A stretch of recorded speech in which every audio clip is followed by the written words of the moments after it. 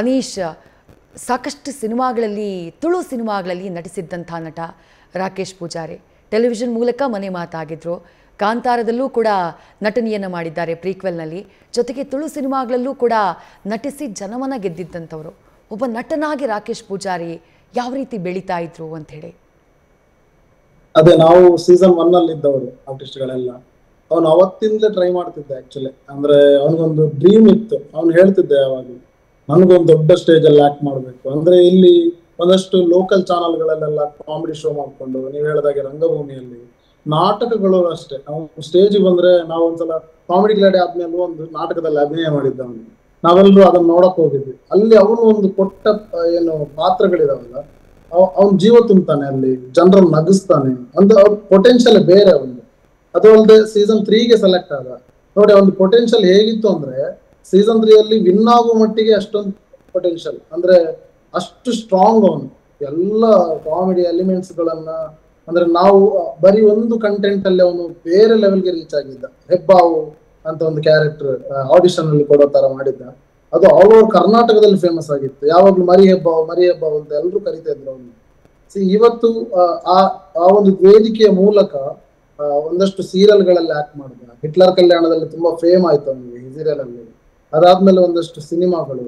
Actually ಈಗ ಒಂದು ಹೊಸ ಸಿನಿಮಾ ಮಾಡ್ತಾ ಇದ್ದ ಇವನು, ನಮ್ಮ ಪ್ರವೀಣ್ ಹೇಳಿದಾಗೆ ಅದರೊಂದು ದೊಡ್ಡ ಫೇಮ್ ಖಂಡಿತ ಅವನಿಗೆ ಬರ್ತಾ ಇತ್ತು. ಮತ್ತೆ ಅವನ ಆಕ್ಟಿಂಗ್ ಕೆರಿಯರ್ ಏನಿದೆ ಅದರ ದೊಡ್ಡ ಒಂದು ಭವಿಷ್ಯ ಅವನಿಗೆ ಬೇರೆಯವರಲ್ಲಿ ಸಿಕ್ತಿತ್ತೇನೋ. ಸೊ ಅದನ್ನ ಸೆಲೆಬ್ರೇಟ್ ಮಾಡೋದಕ್ಕೆ ನಮ್ಮನ್ನೆಲ್ಲ ಬಿಟ್ಟು ಹೋಗಿದ್ದಾನೆ. ನೀವೇ ಸೆಲೆಬ್ರೇಟ್ ಮಾಡಿ, ನಾನಿರೋದಿಲ್ಲ ಅನ್ನೋ ತರ. ನಮ್ಗೆ ಬೇಜಾರಿದೆ. ಬಟ್ ನಿನ್ನೆ ಆ ಜನಸಾಗರ್ ನೋಡುವಾಗ ಅನಿಸ್ತು, 34 ವರ್ಷಕ್ಕೆ ಸಾವಿರಾರು ಜನರನ್ನ ಗಳಿಸಿದ ಎಂತ ಒಂದು.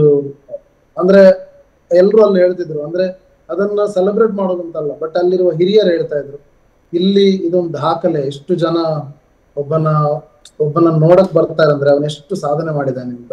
ಕ್ಷಣಿಕವಾಗಿ ಬಂದ, ಅಂದ್ರೆ ಕಾಮಿಡಿ ಕಿಲಾಡಿ ಮೂಲಕ ರಾಜ್ಯಾದ್ಯಂತ ಪರಿಚಯ ಆದ, ದೊಡ್ಡ ಮಟ್ಟಕ್ಕೆ ರೀಚ್ ಆದ ಎಲ್ರಿಗೂ. ಆದಷ್ಟು ಬೇಗ ಹೋಗ್ಬಿಟ್ಟ. ಅದೊಂದು ಭಯಂಕರ ಬೇಜಾರು. ನಿನ್ನೆನೂ ಅಷ್ಟೇ ಎಲ್ರು ಬಂದಿದ್ದಾರೆ.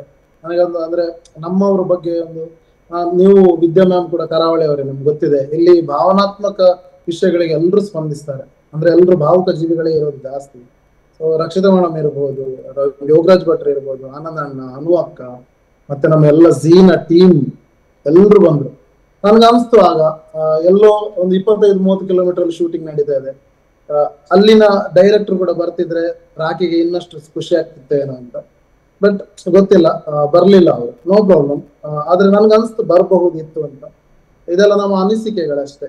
ಬರೋದು ಬಿಡೋದೆಲ್ಲ ಅವ್ರವ್ರಿಗೆ ಬಿಟ್ಟಿರುವಂತದ್ದು. ಬಟ್ ನನಗೆ ಇನ್ನೊಂದು, ನಾನು ಆಕ್ಚುಲಿ ಬೇಜಾರಾಯ್ತು ಏನಂತಂದ್ರೆ, ಒಂದು ಪೋಸ್ಟ್ ನೋಡಿದೆ. ಒಬ್ಬ ಯಾರೋ ಆರ್ಟಿಸ್ಟ್ ಹೇಳಿರೋದು, ಯಾರೋ ಒಬ್ರು ಜೂನಿಯರ್ ಆರ್ಟಿಸ್ಟ್ ಸತ್ತಿರೋದನ್ನ ಅವ್ರು ನಗ್ನಗ್ತಾ ಹೇಳಿದ್ರು. ಆಗ ನಂಗೆ ತುಂಬಾ ಬೇಜಾರಾಯ್ತು. ಜೂನಿಯರ್ ಆರ್ಟಿಸ್ಟ್ ಆಗ್ಲಿ ಅಥವಾ ಒಬ್ಬ ದೊಡ್ಡ ಕಲಾವಿದನೇ ಆಗ್ಲಿ ಅಥವಾ ಯಾರೇ ಆಗಿರ್ಲಿ, ಆ ಸಾವನ್ನ ನಾವು ಒಂದ್ ವೇಳೆ ಕೇಳಿದ ಪ್ರಶ್ನೆಗೆ ಇಲ್ಲ ಯಾವುದೋ ಒಂದು ಸಮಾಧಾನವಾಗುವಂತ ಉತ್ತರ ಹೇಳಿದ್ರು ಓಕೆ. ಅದನ್ನ ಬಿಟ್ಟು ನಗ್ನಗ್ತಾ ನಾವು ಉತ್ತರಿಸ್ತೀವಿ ಅಂದ್ರೆ ಅದು ತುಂಬಾ ಬೇಜಾರಾಗೋ ಸಂಗತಿ. ಇನ್ಯಾರು ಕೂಡ ಹಾಗೆ ಮಾಡಬಾರ್ದು ಅಂತ ನನ್ನ ಒಂದು ದೊಡ್ಡ ಕಳಕಳಿಯ ವಿನಂತಿ. ಯಾಕೆಂದ್ರೆ ಸತ್ತವ್ರು ನಮ್ಮವ್ರೆ, ಬೇರೆ ಯಾರು ಅಲ್ಲ. ಅದು ಇವತ್ತು ರಾಕಿ ಇರ್ಬೋದು, ನಾಳೆ ನಾನಿರ್ಬೋದು, ನಾಡಿದ್ದು ಇನ್ಯಾರೋ ಇರ್ಬೋದು. ಯಾರೇ ಆಗಿರ್ಲಿ ಅವರನ್ನ ನಾವು ಸಂಭ್ರಮಿಸೋದು ಬೇಡ. ಒಂದು ದೊಡ್ಡ ದುಃಖ ನಮ್ಮ ಜೊತೆಗಿದೆ. ಆ ದುಃಖನ ಹೇಗ್ ಭರಿಸೋದು, ಆ ಅಮ್ಮ ತಂಗಿಗೆ ಹೇಗೆ ನಾವು ಸಹಕಾರ ಆಗೋದು, ಅದೆಲ್ಲವೂ ಕೂಡ ಮುಂದಿನ ಪ್ರಶ್ನೆಗಳು. ಅಲ್ಲದಕ್ಕೂ ಕೂಡ ನಾವು ಮನಸ್ಸು ಮಾಡ್ಬೇಕು ಅಂತ ನಾನು ಹೇಳ್ತೀನಿ. ಅಂತ ಅದ್ಭುತ ಕಲಾವಿದನನ್ನ ನಾವು ಇಲ್ಲಿ ಇಹಲೋಕದಲ್ಲಿ ಇಲ್ಲ, ಅವನು ತ್ಯಜಿಸಿದಾನೆ. ಬಟ್ ಎಲ್ಲೋ ಒಂದ್ ಕಡೆ ನೋಡ್ತಾ ಇರ್ತಾನಲ್ಲ, ಅವನೊಂದು ಖುಷಿ ಆಗೋ ತರ ನಾವೇನಾದ್ರೂ ಮುಂದಕ್ಕೆ ಮಾಡ್ಬೇಕಷ್ಟೆ. ನಿಜ ನಿಜ. ನ್ಯೂಸ್ ಫಸ್ಟ್, ನಿರ್ಭೀತಿಯಿಂದ ನಿಮ್ಮ ಪರವಾಗಿ.